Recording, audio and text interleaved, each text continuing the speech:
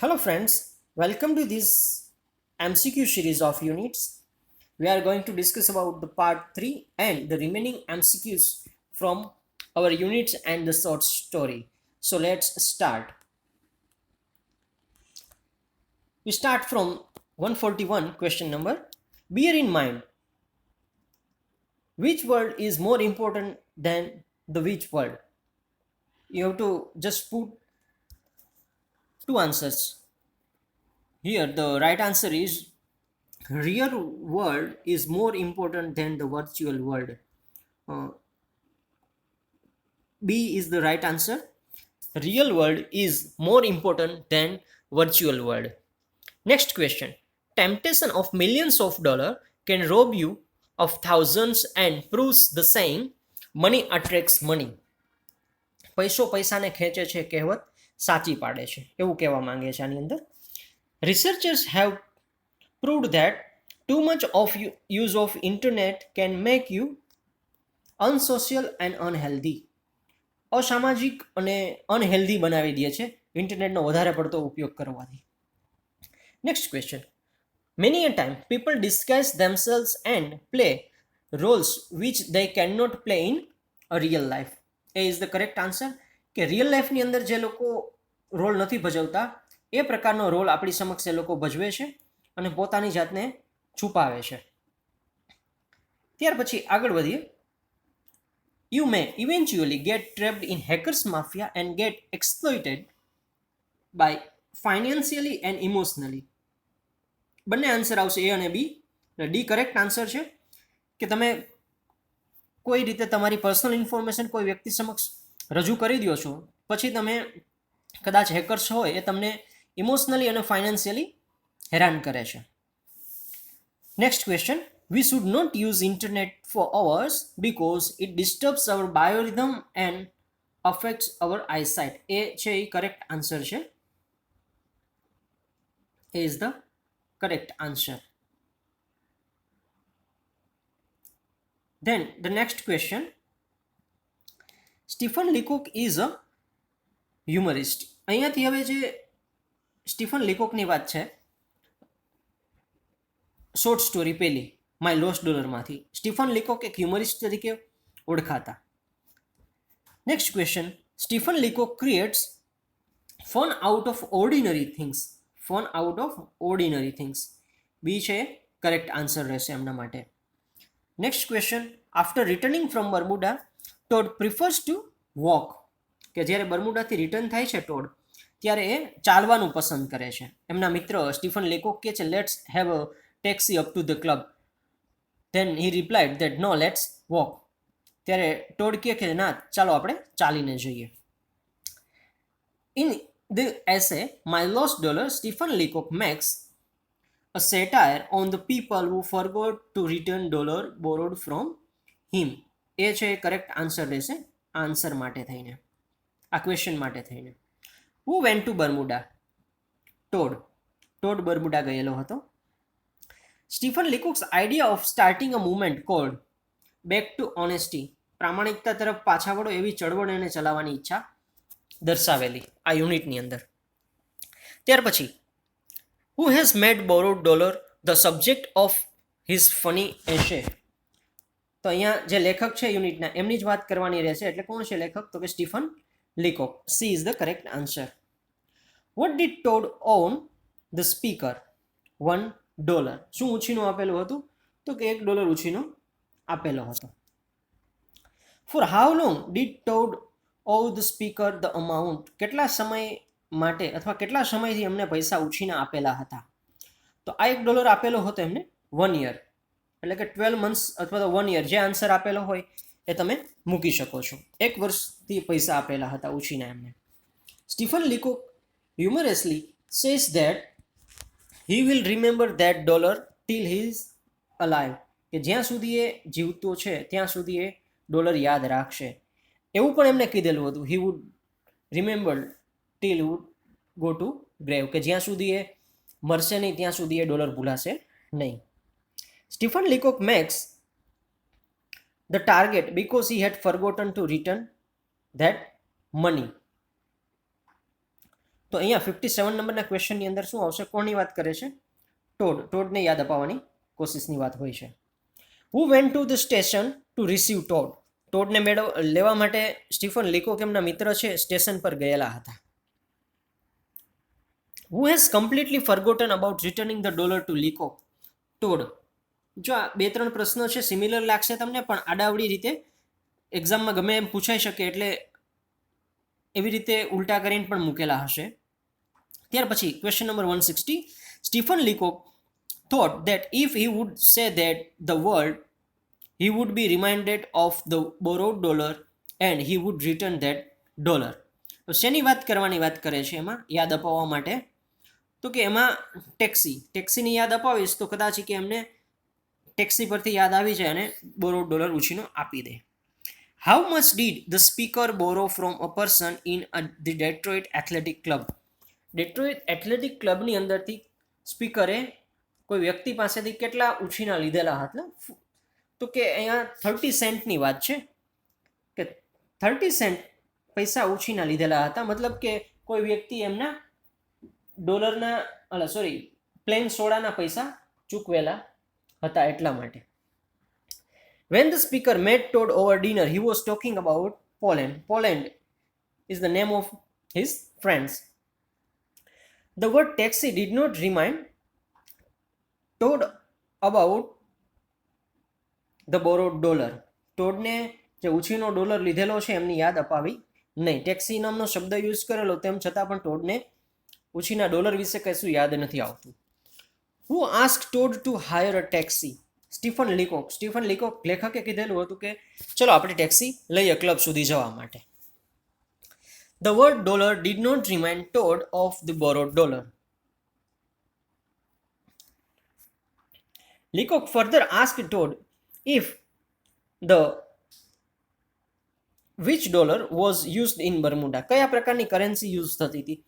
એટલે એના માટે એને સ્લાઇટલી એમ્ફેસાઇઝ કરેલું હતું શેના પર? તો અમેરિકન ડોલર. કેમ કે કદાચ એમને યાદ આવી જાય $1 વિશે તો. When Stephen Leacock met Todd, he asked him about the currency used in Bermuda. કે બર્મુડાની અંદર કયા પ્રકારની કરન્સી ચાલે છે એના વિશે એને પૂછેલું. Even when Stephen Leacock tries several tricks to remind Todd of the borrowed dollar, that makes us laugh at him. કેમ કે આપણે એક રમૂજ જ લાગે છે, કેમ કે એક મિત્ર પાસે $1 માટે થઈને આટલું મોટું યુનિટ લખેલું છે અને નાની બાબતો ઉપર એમને યાદ અપાવવાની કોશિશ કરેલી છે, એટલા માટે આપણે થોડું હસવું પણ આવે છે. એના માટે તો આ લેખક પ્રખ્યાત છે. In this story, Stephen Leacock's idea of starting a movement called Back to Honesty is quite funny. કેમ કે આમાં પ્રામાણિકતા તરફ પાછા વળો એ પ્રકારની કોઈ ચળવળની વાત પણ ન હોવી જોઈએ, એટલે આપણે રમૂજ લાગે છે. Stephen Leacock says that if any man borrows $1 from him, he will carry the recollection of it to the grave. આગળ મેં કીધું હતું એ પ્રમાણે જો કોઈ વ્યક્તિએ કે મારી પાસેથી ઉછીનો $1 લીધેલો હશે તો એ $1નું પાછું સુપ્રત મેળવવાનું હું કબર સુધી પહોંચીશ ત્યાં સુધી યાદ રાખીશ. એનો મતલબ કે જ્યાં સુધી હું જીવીશ ત્યાં સુધી હું $1 મેળવવાનું યાદ રાખીશ. In this story, we see Stephen Leacock has great sense of humor. A is the correct answer. Great sense of humor. When Todd borrowed $1, કે કઈ તારીખે ક્યારે સ્ટીફન લીકોક પાસેથી ટોડે $1 ઉછીનો લીધેલો હતો? તો અહીંયા ડેટ પણ મેન્શન કરેલી છે. ઓન 8 એપ્રિલ, 8 એપ્રિલના રોજ એમણે $1 ઉછીનો લીધેલો હતો. ત્યાર પછી હવે અહીંયા સ્નેક ઇન ધ ગ્રાસમાંથી MCQ સ્ટાર્ટ થાય છે. Who announced the entry of the cobra into the compound? The cyclist. The cyclist announced the entry of the cobra. The beggar sent a snake charmer. Beggar જે ભિખારણ આવેલી હતી એ promise કરીને કોને મોકલે છે? સ્નેક ચાર્મરને મોકલે છે. Till when should one not think of buying any articles made of iron? Till the war ended. કે જ્યાં સુધી યુદ્ધ પૂરું ન થાય ત્યાં સુધી કોઈ વ્યક્તિ લોખંડની બનેલી વસ્તુઓ ખરીદવાનો વિચાર પણ ન કરી શકે. What does Dasa demanded from the family? Dasa demanded a grass cutter from the family. Where had Dasa confirmed the snake? In the water pot. દાસાએ સ્નેક ક્યાં કન્ફર્મ કરેલો હતો છેલ્લે? તો કે વોટર પોટની અંદર. As per the beggar's belief, Which god came to visit the house in the form of snake? Subramanya, lord Subramanya, ભગવાન સુબ્રમણ્ય છે સાક્ષાત ઘરે આવેલા છે સ્નેક સ્વરૂપે. How many children does the lady have? Lady have 4 children. ત્યાર પછી આગળ વધીએ આપણે નેક્સ્ટ ક્વેશ્ચન તરફ. What was Dasa doing at the arrival of the cobra? કે જ્યારે કોબ્રા એન્ટર થાય છે ઘરની અંદર ત્યારે દાસા શું કરી રહ્યો હતો? He was sleeping in the shed. ડિટેલની અંદર પૂછે વેર વોઝ દાસા સ્લીપિંગ, તો એનો આન્સર રહેશે he was sleeping in the shed. Who said you have the laziest servant on the earth? કોણે કીધેલું હતું તમારે સૌથી આળસુમાં આળસુ નોકર છે? કોણે કીધેલું એવું? તો કે નેબર્સ, આડોશી પાડોશી જે ભેગા થયા હતા એ એવું કહે છે કે તમારે સૌથી આળસુમાં આળસુ નોકર હોય તો તમારો છે. A snake in the grass. This double meaning title is ironic. એક આયરોનિક ટાઈપનું ટાઇટલ આપણે જોવા મળે છે આની અંદર. ત્યાર પછી hearing of the cobra looked accusingly at Dasa. કોણ એની સામે દોષની નજરથી જોવા મળે છે? સમ નેબર્સ. અમુક નેબર્સ છે એમની સમક્ષ જોવા મળે છે જેમ કે દાસાની સંપૂર્ણ ભૂલ હોય એ રીતે જોવે છે. When Dasa was forced into action, he tried. કેવી રીતે પ્રયત્ન કરે છે જેને ફોર્સ કરવામાં આવે છે સાપ ગોતવા માટે? તો હાફ હાર્ટલી, કે કોઈ પણ પ્રકારની એમને લાગણી નથી એ રીતે એ કામ કરે છે, લાગણી શૂન્ય રીતે. Who said he could get anything he wanted at the controlled price? આવું કોણે કીધેલું હતું કે જે પોતે ધારે એ કંટ્રોલ પ્રાઇઝની અંદર ગમે વસ્તુ પ્રાપ્ત કરી શકે છે? તો એનો આન્સર છે the second son of the house, કે ઘરનો જે બીજા નંબરનો છોકરો હતો એણે આ વાત કરેલી હતી. He can buy anything from the controlled price. ત્યાર પછી the youngest son quoting the article in the US paper stating about the deaths due to snake bite said that 30,000 people died of a snake bite in US. કે 30,000 લોકો છે માત્ર ને માત્ર સાપ કરડવાને કારણે મૃત્યુ પામે છે. Who became the hero of the day? દાસા, કેમ કે છેલ્લે સાપ પકડીને લાવે છે એટલે બધાના માટે તો હીરો બની ગયેલો હતો. Dasa had the glow of the champion on his flesh, કે પોતાના ચહેરા ઉપર, દાસાના ચહેરા ઉપર એકદમ ચેમ્પિયનનો ગ્લો જોવા મળતો હતો, સાપ પકડીને આવેલો એવું દર્શાવેલું હતું એટલા માટે. Who was pleased to hear the beggar's suggestion and give a coin to her? બેગરના સજેશનથી કોણ સહમત થયું હતું અને એવું ઈચ્છીને પોતે એક કોઈન આપેલો હતો? તો કે જે ઘરના માતા હતા ધ મધર, એ હાર્ટલી એગ્રી થયેલા હતા બેગરના સજેશન સાથે અને એમને એક કોઈન પણ આપેલો હતો. The boys together with their neighbours brought in and pressed on one in to the hands of દાસા also. શું લઈ આવ્યા હતા અને દાસાના હાથમાં પણ એક આપે છે? તો કે બેમ્બુ સ્ટિક્સ. બેમ્બુ સ્ટિક્સ બધા લઈ આવે છે, પોતામાં રાખે છે ને એમાંની એક દાસાને પણ આપે છે. Who watched Dasa in great admiration and decided to reward him adequately? એક બિરદાવાની નજરથી કોણ જોવે છે? તો કે ધ મધર, માતા છે એ દાસાને એના કામ બદલ યોગ્ય વળતર આપવાની અને એડમાયરેશન કરવાની ઈચ્છા દર્શાવે છે. The old servant Dasa was sleeping in shed. આગળ વાત કરી તે પ્રમાણે સેમ ક્વેશ્ચન અહીંયા આવે છે કે દાસા ક્યાં સૂતો હતો? તો કે શેડની અંદર. Who cried for alms at the gate, કે કોણ ભીખ માંગવા માટે આવેલું હતું? તો કે એન ઓલ્ડ બેગર વુમન, એક ઘરડી ભિખારણ ત્યાં ભીખ માંગવા માટે આવેલી હતી ગેટ પર. ત્યાર પછી a snake in the grass is a fine example of typical humour found in RK. Narayan's story. RK. Narayan સાહેબની સ્ટોરીની વાત કરે છે આમાં, કેમ કે લેખક પણ એ જ છે. તો ટિપિકલ હ્યુમર્સ એના એક્ઝામ્પલ્સમાં જોવા મળતા હોય છે એની સ્ટોરીઝમાં. Don't call me an idler hereafter. Who said this? આજ પછી મને કોઈ આળસુ ન કહેતા. આવું કોણે કીધેલું હતું? તો કે દાસાએ. બિકોઝ હી કોટ સ્નેક, કેમ કે એને કીધેલું હતું ને કે મેં આજે સાપ પકડી લીધો છે in the water pot. Vote the inmates of the bungalow were doing at the arrival of the cobra? કે જ્યારે સાપ પ્રવેશે છે ઘરની અંદર ત્યારે ઇનમેટ્સ ઘરની અંદર રહેનારા વ્યક્તિઓ શું કરતા હતા કે દે વેર હેવિંગ ધેર સિસ્ટા, કે લોકો પોતાની બપોર પછીની જે ઊંઘ હતી એ લઈ રહ્યા હતા, બપોરે જમીને આરામમાં હતા. What is the time when the cobra entered in the compound, કયો સમય હતો જ્યારે કોબ્રા છે એ કમ્પાઉન્ડમાં એન્ટર થાય છે? તો it was a Sunny afternoon, એક ચળકતો બપોર પછીનો સમય હતો, અ સની આફ્ટરનૂન એ સમય હતો. હવે જે લાસ્ટ આપણી શોર્ટ સ્ટોરી છે એમના ક્વેશ્ચન સ્ટાર્ટ થાય છે, અ ડે ઇઝ વેટ, કે જેમના લેખક અર્નેસ્ટ હેમિંગવે છે. હાઉ ઓલ્ડ ઇઝ સાઝ? સાઝ ઇઝ 9 years ઓલ્ડ. સાઝની ઉંમર 9 years હતી.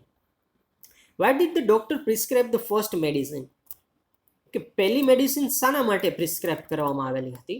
તો અહીંયા 3 મેડિસિનના ક્વેશ્ચન આન્સર આપી દીધેલા છે, જેથી કરીને કોઈ પણ ક્વેશ્ચન પૂછાય તો તમને આવડી જાય એટલા માટે. તો પહેલી મેડિસિન જે હતી એ શેના માટે હતી? તો કે બ્રિંગિંગ ડાઉન ધ ફીવર, કે જે તાવ હતો એ તાવને ઉતારવા માટેની.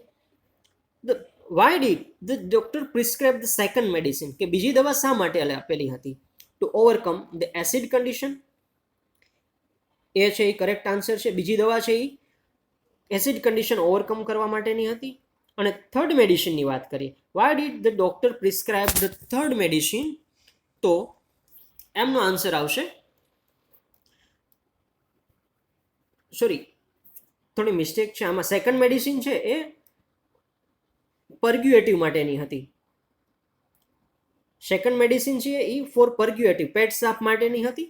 અને થર્ડ મેડિસિન જે છે એ થર્ડ મેડિસિન છે એ to overcome the acid condition, acid કન્ડિશનને કંટ્રોલમાં લઈ આવવા માટેની ત્રીજી મેડિસિન હતી. ફરીથી યાદ અપાવડી દઉં છું, first medicine for bringing down the fever, second medicine for purgative, and the third medicine for overcome the acid condition. ત્યાર પછી the author of the book of pirates is Howard Pyle. Book of pirates છે એમના લેખક કોણ? તો કે Howard Pyle. In the beginning of the story સાઝ complain of a headache.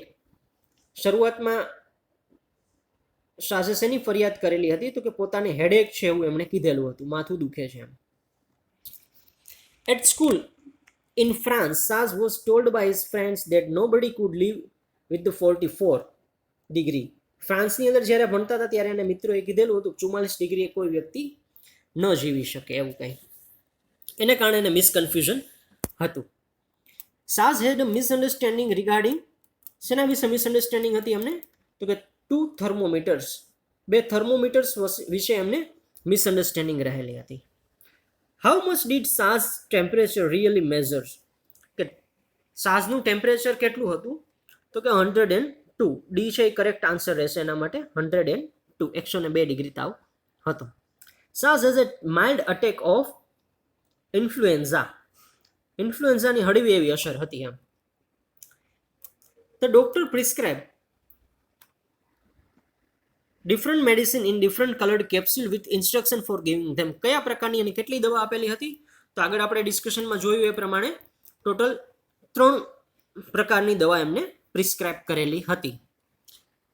સાઝ had been waiting for death since he heard about his temperature. પોતે જ્યારે temperature સાંભળેલું ત્યારથી પોતે સતત મૃત્યુની રાહ જોવે છે કે ક્યારે હું મરવાનો છું એના માટેની, because he has misunderstanding regarding this.